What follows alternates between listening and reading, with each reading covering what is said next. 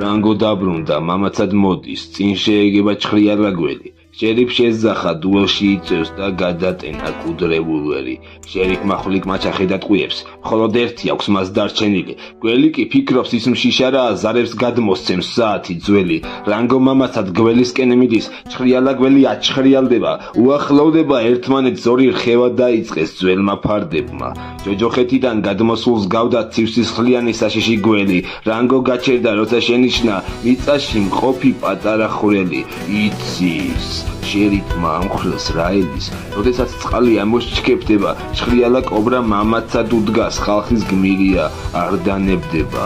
წყალი კი მოსჩქეფს, გველი დაიბნა, საში შენიშნა სასტიკი ქორი, ღამურებისგან შემდგარი გუნდი ტყვიით მოშალა, დაიწყო ომი. უკანასკნელი ტყვია გახარჯა, ამ დროს კი ჩნდება შერიფი რანგო. ერთი ტყვია აქვს უკანასკნელი, გველს დაელია, ამაზე დაარდობს, მაგრამ ამაყად მაინც დაუდგა.